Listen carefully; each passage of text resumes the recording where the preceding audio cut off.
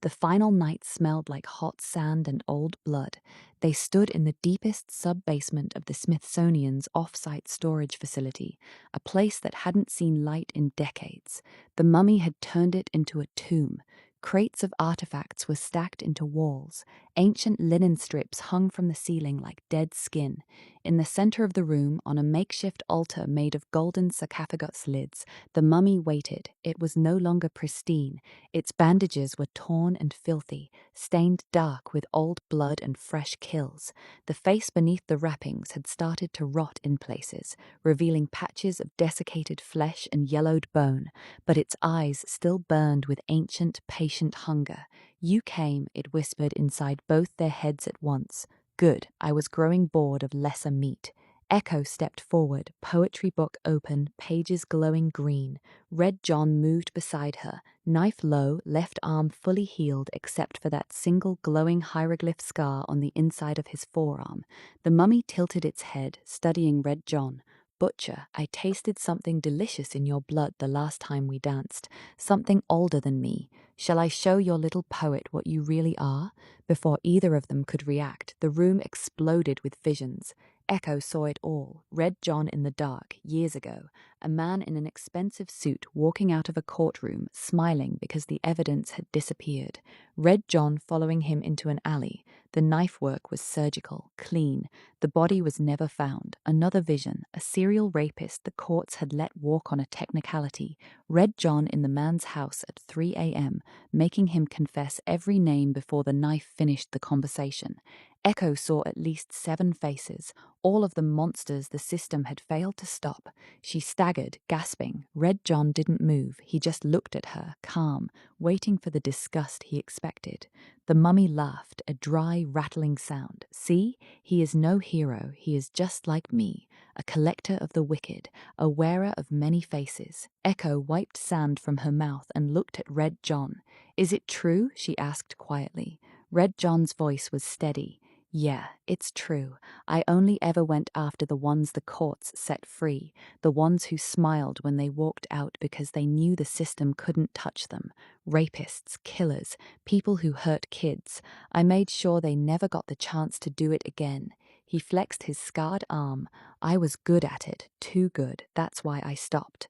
Until things like this started crawling out of the dark and someone had to deal with them." Echo was quiet for a long moment. Then she smiled, not a scared smile, not a disgusted one, a relieved one. "Good," she said. "Someone fucking should." Red John blinked. "You're not mad? Mad?" Echo laughed, short and sharp. "Red, I've been writing poems about justice since I was 12. You actually did something about it. I'm not mad. I'm fucking happy someone finally made the monsters pay when the law wouldn't."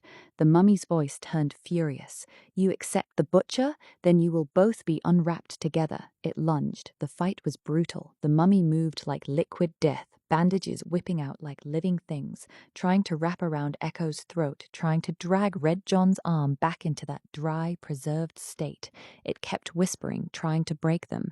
"He will kill you one day, poet, when the hunger comes back." Red John answered by driving his knife deep into the mummy's shoulder and twisting, that same calm, precise motion Echo had seen before. "He won't," Echo answered for him, slamming a glowing page from her book against the mummy's chest, "because I'm not letting him go back to that life, and he knows it." The mummy shrieked as the page burned into its wrappings. Red John moved in close, knife flashing, while Echo kept chanting.